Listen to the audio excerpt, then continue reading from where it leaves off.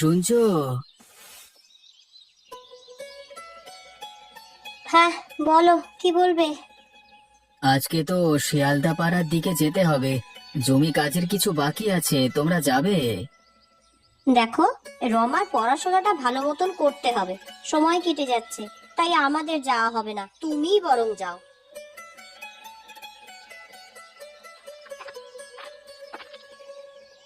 মা, ও মা, আমি অনেক পড়াশোনা করতে চাই। কাল থেকে আমার স্কুল তো শুরু হবে। হ্যাঁ মা, তুই পড়াশোনায় বেশ মনোযোগী, কিন্তু পাড়ার ছেলেমেয়েরা তো জমিতে গিয়ে বালকপনা করে, দুষ্টুমি করে। তুই যদি পড়তে মনোযোগী হোস, দেখবি অনেক ভালো ফল হবে তোর। তুমি ঠিক বলেছো, কিন্তু তুমি তো কাজের সময় বাইরে চলে যাও, সংসার কিভাবে চলবে?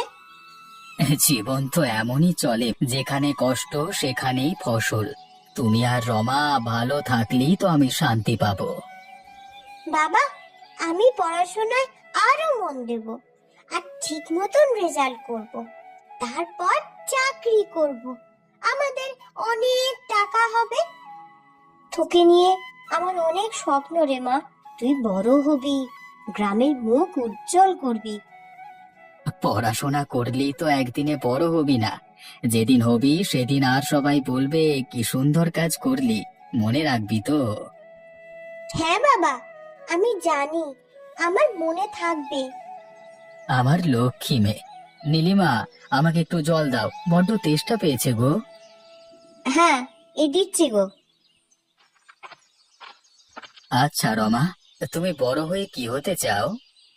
আমি ডাক্তার হতে চাই বাবা, গ্রামে চিকিৎসা করব, অনেক মানুষ বিনা চিকিৎসায় আর মরবে না, আমি তাদের পাশে থাকতে চাই।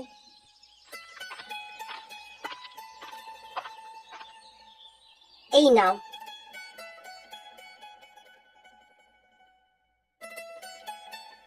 এবার আসি। সাবধানে যাও, কেমন? কিছু চিন্তা করো না, তুমি এত ভয় পেও না, ভয় পাওয়ার কিছু নেই।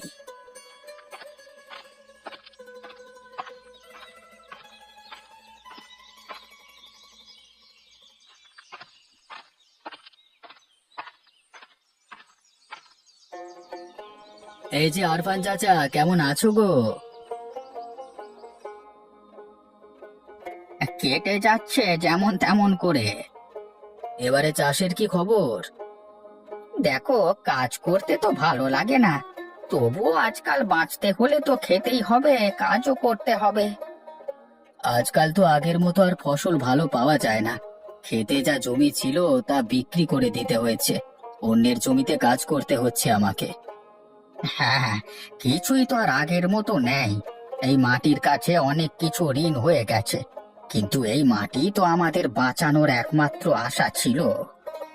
ঠিক বলেছো চাচা, সবকিছু তো বদলে গেছে, কিন্তু কিছুই যেন ঠিকঠাক নেই। আমরা যে খুব কষ্টে আছি সবাই। আমরা আর কোনোদিন ভালো থাকবো না বলে মনে হয়, দিনের পর দিন কষ্ট বেড়েই চলেছে। তবে কি কিছুই পরিবর্তন হবে না আমাদের? সবাই তো চাইছে কিছু ভালো হোক, কিন্তু আজকাল কিছুই পাল্টায় না। দিন দিন বাচ্চারা তো বড় হচ্ছে, তাদের খাবার দিয়ে বাঁচিয়ে রাখতে হবে, কিন্তু জানি না এই কষ্টের দিন কবে শেষ হবে। জানি চাচা, জানি, তবে আমাদের অনেক লড়াই করতে হবে। সেই লড়াই কবে যে শেষ হবে তাও জানি না। তুমি এখন কোথায় চললে? সামান্য কিছু চাষ করেছি, জমিতে জল দিতে হবে তাই যেতে হচ্ছে। একটা কথা ছিল তো। বলো চাচা। জমিদার বাবুর সাথে আমাদের কষ্টের কথা বলা দরকার, উনি যদি আমাদের পাশে থাকেন তাহলে বেঁচে যাই। ঠিক আছে, আমিও থাকবো, সকলে আমাদের চাষের কথা জানাবো, যদি আগের মতো ওনার জমিগুলো চাষ করতে দেন। হ্যাঁ, তাহলে খুব ভালো হয়। এখন আসি, কেমন?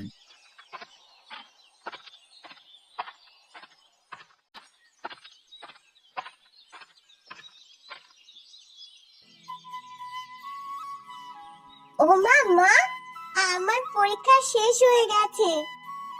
বাহ, খুব ভালো। তা পরীক্ষা কেমন হলো রে?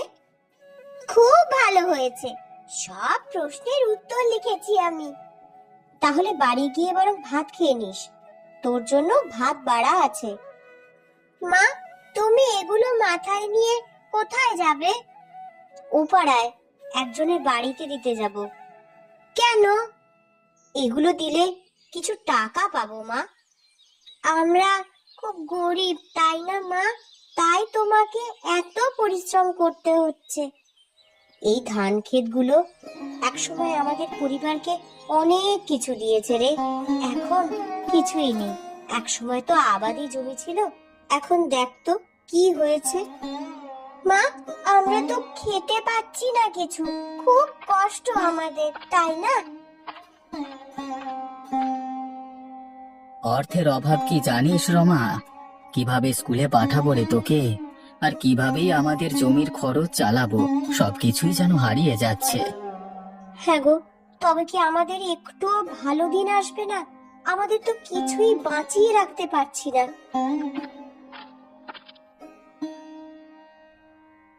আজকাল তো জমিতে কোনো ফসল আসছে না, সেচের জলও তো আর ঠিক মতো পাওয়া যায় না।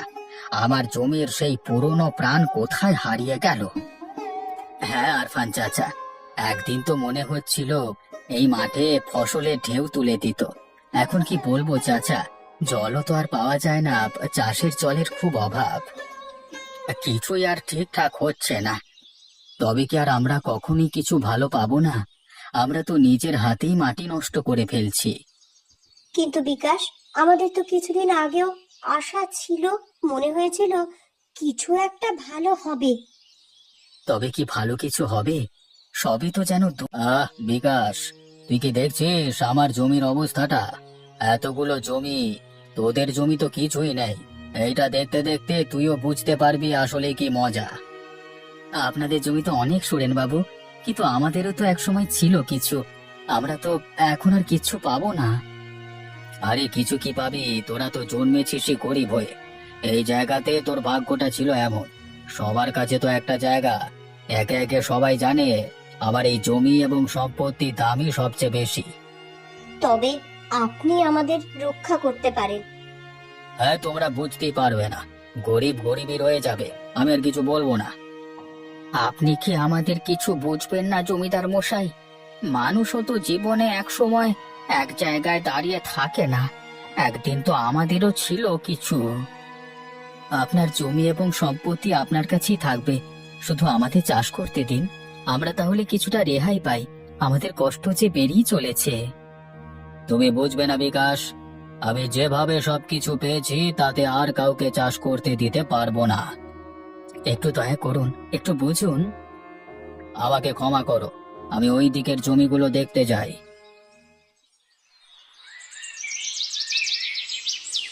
কি বলবো নীলিমা, আর কতদিন এইভাবে বাঁচবো?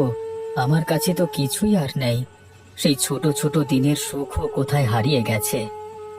জমিদার বাবু কত স্বার্থপর, আমাদের অবস্থাটা একটুও বুঝলো না।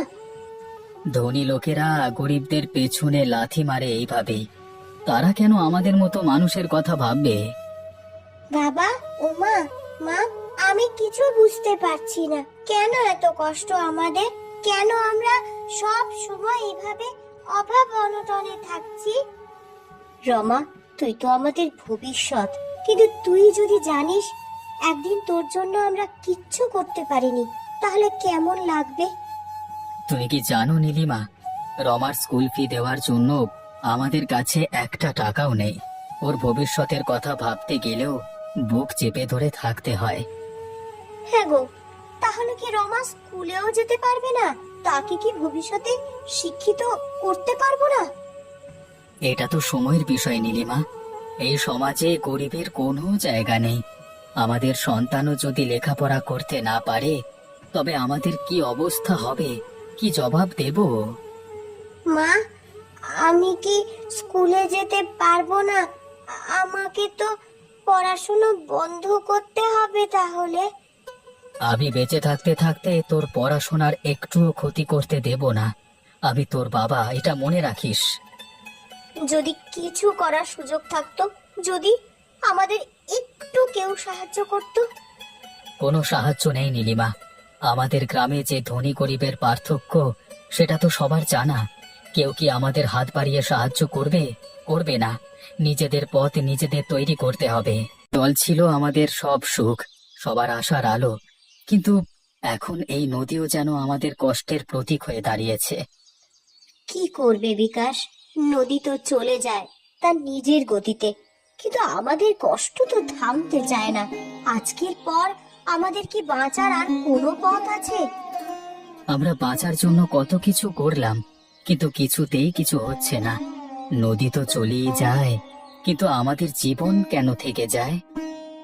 বাবা, আমি কিছু বুঝতে পারছি না। আমাদের তো কিছু করা উচিত, তাই না? আমি যদি পড়াশোনা করি তবে তো কিছু একটা হতে পারে। তুই জানিস মা রমা, পড়াশোনার পেছনে খরচও তো করতেই হয়, আর আমাদের তো কিছুই নেই। কিছু একটা পথ বের করো তুমি। এভাবে আর হয় না, অন্তত বাচ্চাটার কথা ভেবে। কিছু না কিছু করবই রে নীলিমা। জানো, একটা সময় ছিল যখন আমি ভাবতাম এই নদী আমাদের ভাগ্য ফিরিয়ে আনতো, কিন্তু এখন মনে হয় এই নদীও আমাদের সাথে খেলা করছে। ঠিকই বলেছ বিকাশ, কেমন যেন শ্মশান হয়ে গেছে সবকিছু। এক সময় এখানে আমরা জমি চাষ করতাম, জল নিয়ে আসতাম, কিন্তু আজকাল একই ঘরে কিছুই নেই। খরচ বাড়ছে আর জীবন তো বড্ড কঠিন হয়ে যাচ্ছে। তুমিও বুঝতে পারছো আরফান চাচা, আমাদের পেছনে আর কেউ নেই। এক সময় কষ্ট হলেও কিছু আশা ছিল, কিন্তু এখন তো আশা নিরাশার মাঝামাঝি যেন আটকে পড়েছি। কিন্তু বাবা, আমি তো কিছু চাই না। আমি চাই গ্রামের গরিব মানুষ সবাই দুবেলা দুমুঠো মোটা ভাত খেয়ে বেঁচে থাকুক। একদম ঠিক বলেছিস, এটা তো আমরাও চাই।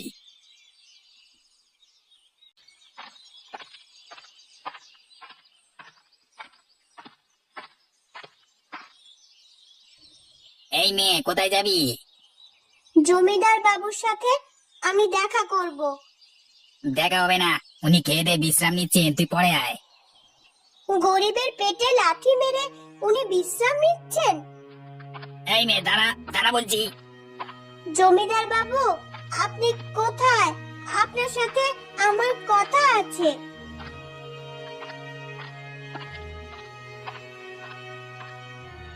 দারোয়ান, ওকে ছেড়ে দাও। তুমি কি বলতে চাও বলো।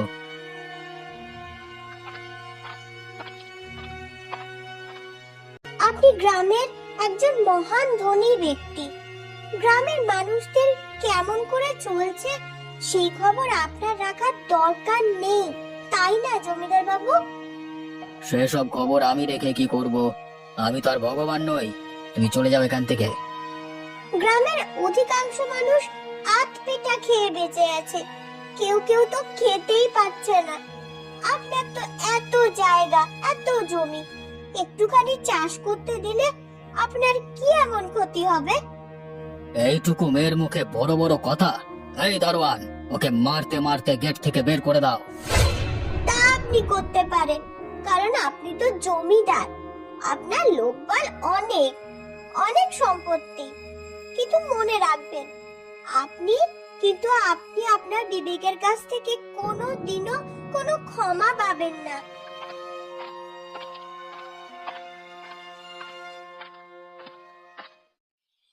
এখন আর কিছুই ভেবো না নীলিমা। এই জীবনটা আর যন্ত্রণা সহ্য করবার মতো নেই। কখনো মনে হয় এসব কিছুই যে হওয়ার ছিল না।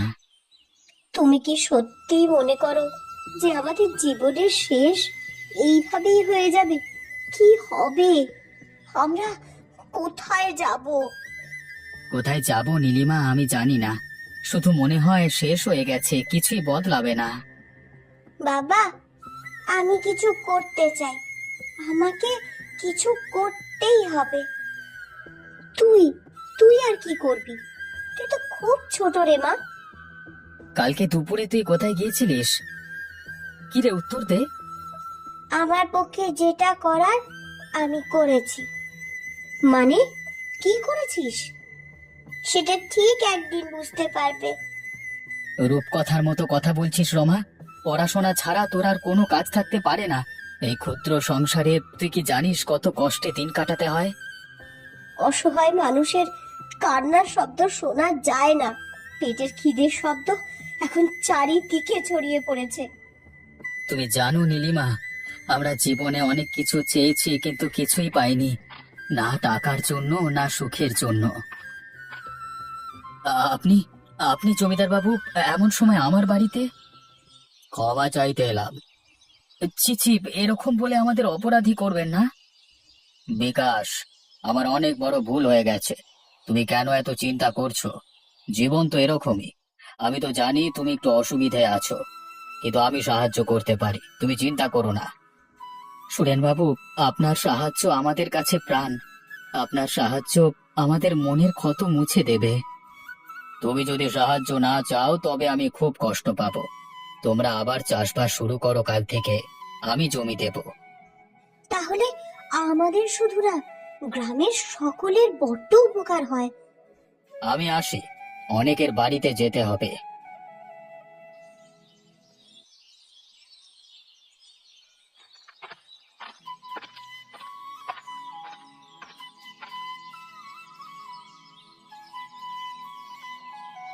এতদিন পর একটু শান্তি ফিরে পেলাম আরফান চাচা।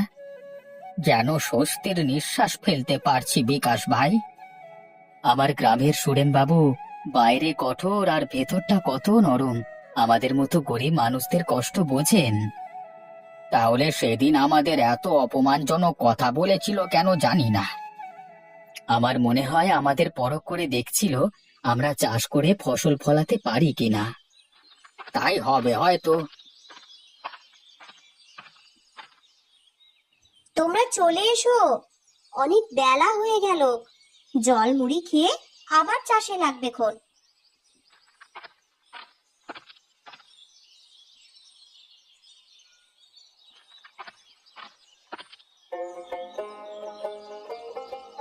বাবা, ও বাবা, আমি ফার্স্ট হয়েছি। আরফান চাচা, দেখলে আমার রমামা ফার্স্ট হয়েছে। কার মেয়ে দেখতে হবে তো। আমি আসছি এখন। ঠিক আছে মা, সাবধানে যা।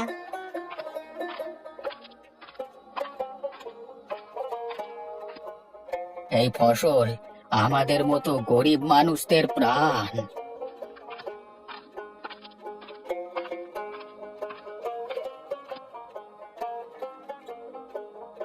কি বিকাশ, কি করছো? আমাকে এই চিনেছিলে? আমি জানি আজকের দিনে জীবনটা অনেক কঠিন, কিন্তু তুমি জানো আমি তোমাদের সাহায্য করবার চেষ্টা করেছি।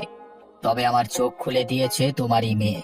হয়তো কিছু ভুল করেছি, কিন্তু কখনোই তোমাদের ছোট করবার উদ্দেশ্য ছিল না। সুরেন বাবু, আমরা জীবনে অনেক কিছু হারিয়েছি, তবে সবকিছু হারানোর পর এখন নতুন কিছু পাওয়ার আশায় ছিলাম, আর সেই আশা আপনি পূরণ করে দিয়েছেন। জমিদার বাবু, এই ঋণ আপনার কোনো দিনই শোধ করতে পারবো না। আপনারা কেউ জানেন না, সেদিন রমা, ওইটুকু মেয়ে, আমার জ্ঞানের চোখ খুলে দিয়েছিল। আমি কত বোকা। বলেছিল একই আকাশের তলায় একই সূর্য, একই আলো, একই অক্সিজেন নিয়ে আমরা বেঁচে আছি। কেউ গরিব, কেউ ধনী, কেউ জমিদার। মানুষ যদি মানুষের বিপদে পাশে না থাকে, তারা কি সত্যি মানুষ না অহংকারী? এটা শুনে আমি খুব কষ্ট পেয়েছিলাম। তারপর ভাবলাম, না, আমার এত জমি সকল গরিব মানুষ চাষ করে ফসল ফলাবে। আপনি মহান ব্যক্তি সুরেন বাবু, ভগবান আপনার মঙ্গল করুক। আপনি আমাদের গ্রামের সকলের অভিভাবক। আমাদের সকলের দুঃখ কষ্ট যারা বোঝেন, বিপদে পাশে থাকেন, তারাই আমাদের অভিভাবক। আল্লাহ আপনার সহায় হোক। লড়াই করে কষ্ট করে জীবনটা এগিয়ে নিয়ে যেতে হবে। এটাই তো জীবন। সবসময় যা চাই তা পাওয়া যায় না, কিন্তু কিছু না কিছু পাওয়া যায়। আমি বিশ্বাস করি তোমরা তোমাদের যাত্রা শুরু করবে। আপনি ঠিক বলেছেন সুরেন বাবু, জীবন চলতে থাকবে, থামবে না। জীবনে কষ্ট আসে, সংগ্রাম থাকে, কিন্তু জীবন চলতে থাকে। কখনোই হার না মানা উচিত। চেষ্টার পর চেষ্টা, প্রতিদিন নতুন কিছু পাওয়ার আশায় চলতে থাকা উচিত। কারণ নদীর মতো জীবনও কখনো থেমে থাকে না।